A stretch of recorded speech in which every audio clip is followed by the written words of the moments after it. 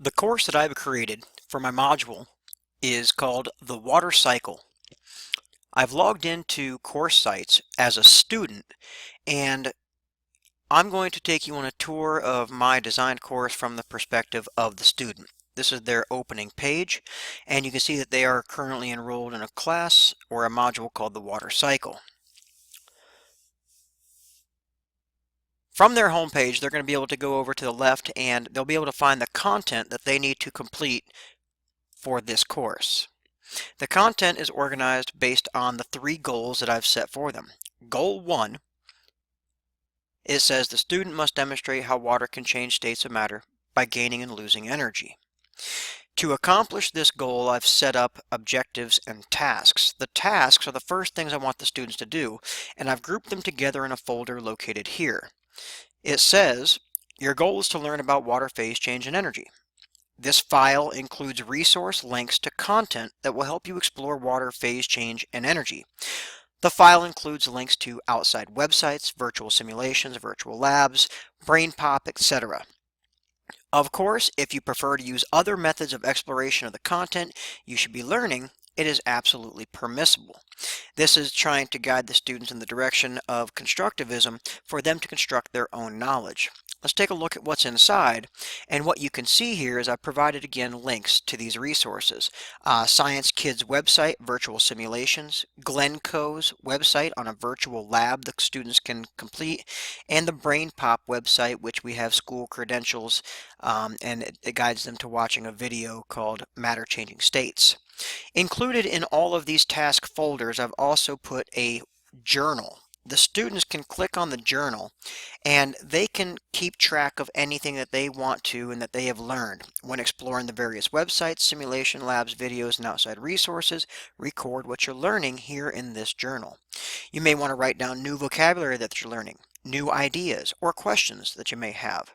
So it's a chance for them to just kind of free range and build their own understanding and pretty much write down anything that they feel that they need to.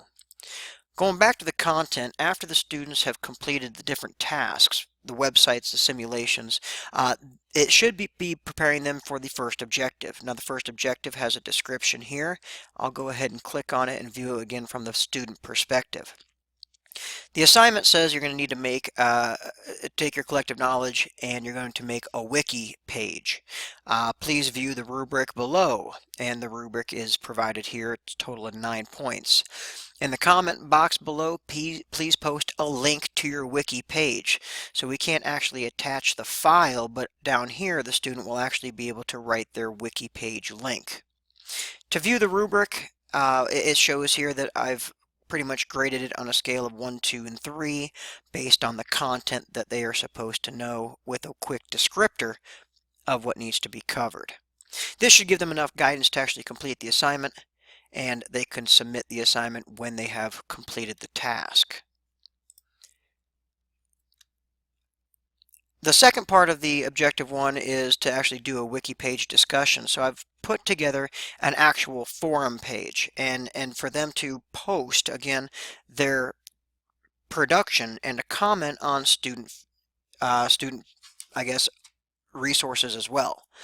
The whole collaboration and communication between students and a little bit of peer review and analysis, it just opens up the door for more learning to occur. So they can create their thread, they can post their wiki page, and they can comment and view other people's wikis and hopefully help out and assist in the learning process.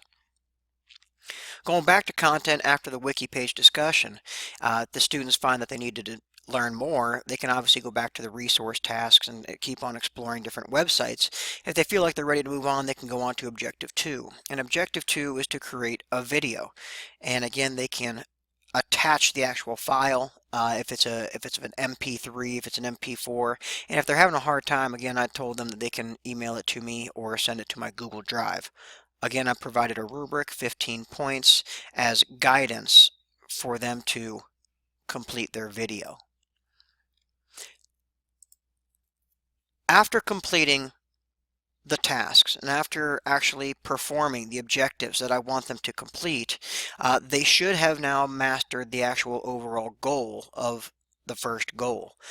I do want to include self-assessment, so I've provided here a self-assessment for the students to complete, if it actually showed up. And it is here, I promise. And well, it basically, the students will be able to evaluate their learning of water phase change and energy. Do they feel like they learned what they needed to? Do they put forth their best effort? And this format that I have here of stating the goal, providing resources, giving the objectives and assignments, allowing for open discussion and peer evaluation, and of self-assessment continues onto the second goal. So you can see here our second goal.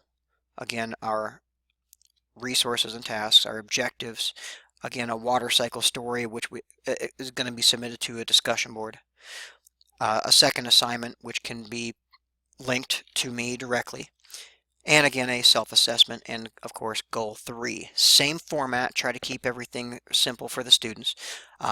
Goals, resources, tasks, different websites, providing journals, allowing for students to post to blogs, post to me again, their different stories that they're creating, and their assignments all come with rubrics.